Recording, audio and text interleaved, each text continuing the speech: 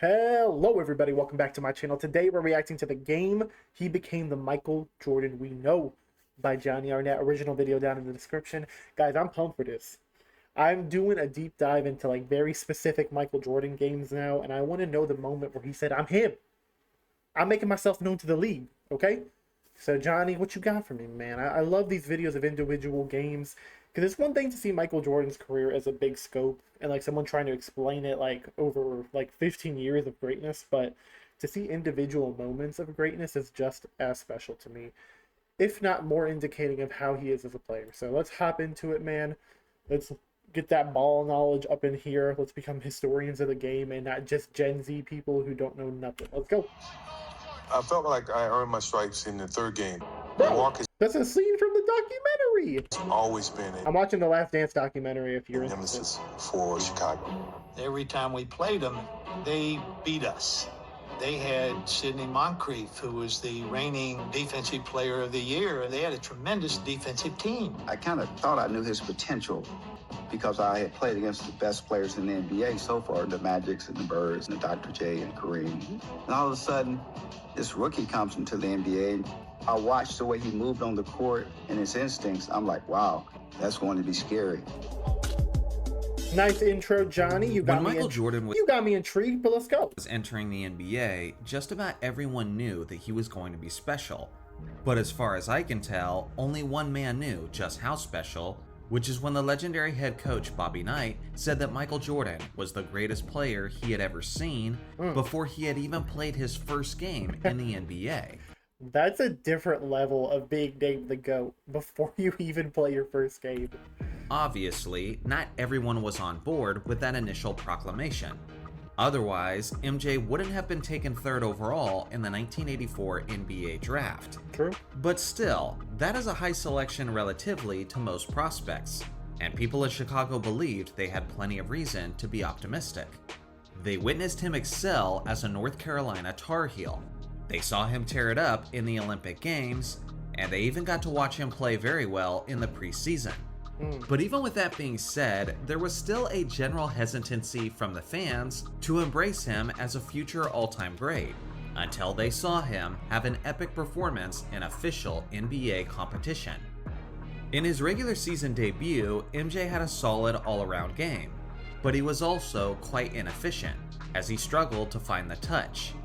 In the contest, he had 16 points on 16 shots, but he also had 7 assists, 6 rebounds, 2 steals, and 4 blocks. Yo, 4 blocks on your rookie debut as a guard? In his second game, he was solid, but pretty tame by his standards, as he scored 21 points, had 5 rebounds, and 5 assists, while making 8 of his 13 shots. At this point, the organization and the Chicago faithful knew they had a pretty quality player on their hands. But let's be real, neither of these first 2 games were the kind of performance that make you immediately jump to the conclusion that you may have drafted one of the greatest players ever. And then, the third game of the regular season happened. It came on October 29th, 1984, in a home matchup against the Milwaukee Bucks. Now, this Bucks team were no slouches.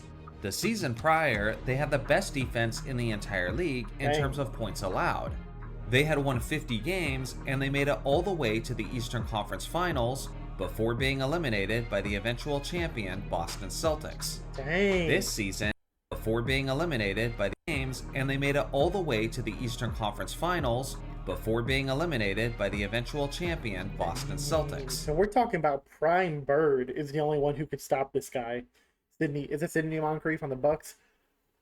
And they were the best defense. Like, you would think to yourself, best defense from the previous year, 50-win team, Eastern Conference Finals. They're playing a Chicago Bulls team with a rookie Michael Jordan and a bunch of cocaine sniffers. You would think, double the man, put everything you got on Jordan, and we can stop him. This season, they came back even stronger, as they were led by their trio of stars in Terry Cummings, Paul Pressey, and Sidney Moncrief. In the case of Moncrief, he was the league's reigning back-to-back Defensive Player of the Year winner, and tonight, he had the assignment of guarding the rookie, Michael Jordan. Now you need to understand, although Michael was already beloved by the fans in the Windy City, he was still finding his way. Many people at the time were still calling him Mike Jordan instead of Michael Jordan, and even his nicknames took some time to take shape, as he was often being referred to as Captain Marvel. Jones tipped it out to Jordan. Okay, wait. Captain Marvel comics. Captain Marvel's a girl, though. Am I missing something? Was Captain Marvel ever a dude? Why are they calling him Captain Marvel? What? Okay, wait. Here's a man. Hold the phone, dude. So is Captain Marvel a guy or a girl? I don't know what to believe anymore, man. As I said, I'm Gen Z. I don't know all this stuff.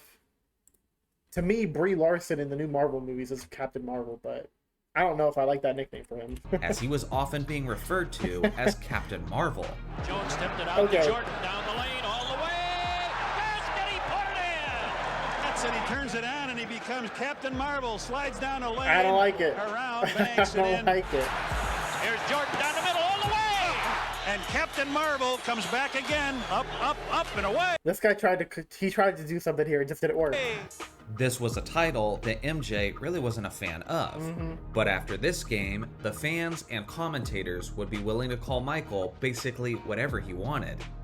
Early into the contest, Jordan's skills were on display, as he showed off his fantastic footwork and his mid-range artistry. He even showcased some of his tremendous finishing abilities around the rim. With that being said, he was playing within the flow of the offense, and nothing particularly explosive had taken place. The overwhelming talent of Milwaukee enabled the Bucks to get an early lead, and they would hold it through the vast majority of the game. Only moments into the fourth quarter, and the Bucks held a significant lead, 89-80. Dang. This was the moment where Michael Jordan would show just how special he really was. Show me, Mike. That beyond Hey, this is cool, dude, because I'm watching The Last Dance, and The Last Dance covered this a little bit, but I love this deeper dive into it, man. The Last Dance kind of fluffed over a few details that we're getting here, so I love the extra knowledge. on all of the crazy athleticism Y'all remember that commercial, I'm in my garage, and I love knowledge more than my Lamborghini. Do y'all remember that? Let me know if you do. and dazzling plays, there was something more. There was a competitive fire, the heart of a champion, and a clutch gene capable of birthing a dynasty. Jordan proceeded to absolutely erupt as the crowd grew louder and louder with each clutch basket.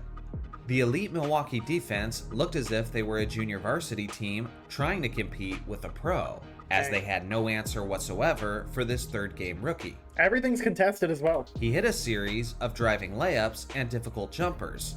And then, late in the game, in a one-possession deficit, Jordan would hit an incredible shot through a triple team. And based on the reaction of the commentators and the crowd, you could tell that this was the moment where everyone began to realize the level of greatness that they were witnessing. And the Bulls have it. They can still tie it. There's Moncrief, Jordan driving with. Whoa! You know, I'm going to apologize to the Bucks here because I said you'd think they'd just be able to double team the guy and be fine, but they tried triple teaming him and it didn't matter. Oh, unbelievable! To me, this should be one of the most iconic plays of Michael Jordan's entire career, because this was arguably the first moment where Jordan set Chicago ablaze with excitement and wonder. This was the instant where he started to change the perception of an onlooking city, from tempering their expectations of a young man barely old enough to drink, to seeing him as a leader who could take their lowly organization to the promised land and deliver them a title. MJ wasn't even done. He continued to pour in baskets, and in that fourth quarter alone, he had 3 momentum-seizing and 1 plays. And on the final basket, he beautifully weaved through all 5 defenders on his way to score, capped off with his signature fist pump. He led his Bulls to victory over the heavily favored Bucks 116-110. And incredibly, he scored 22 of his 37 points in the fourth quarter alone. Scoring 22 points in a game as a rookie is an amazing feat, but doing it in only the fourth quarter of your third game against one of the best teams in the league, is basically unheard of. After this victory, the organization knew everything they needed to know about this young kid that they called Mike Jordan. If you ask me, this was the day that the GOAT truly arrived on the NBA scene. So now it's your turn. When do you think was the moment when people began to understand just how special Michael Jordan was going to be? I mean, for me, it was about a month ago when I started doing my deep dive into him for the first time ever. But hey, I'm late to the party, but better late than never. I look forward to hearing your thoughts in the comment section below. Thanks for watching as always. Make sure to like and subscribe. Dude, great video, man. As I said, like, I saw a little bit of that in The Last Dance. I love to get a deeper dive into it. Yo, if y'all know about specific, like game-specific videos that are out there about Michael Jordan, I want to watch them. Please recommend them down below, because I feel like these one-off games share so much about his greatness that just the broader facts don't do justice to. Like, the fact that it was against a 50-win Bucks team who made it to the Eastern Conference Finals, and they were defensive monsters. That makes it so much more impactful than just knowing in his third game he scored this much. He's up here. Sidney Moncrief said he's great. No. I like those specific details. It shares so much more to me about it. So thanks everybody for watching. I hope you have a great day, night, whatever time of day it is for you. What did you find out that Michael Jordan was the GOAT? I'm curious. And hope y'all have a great day. Bye. I don't say bye. Doses.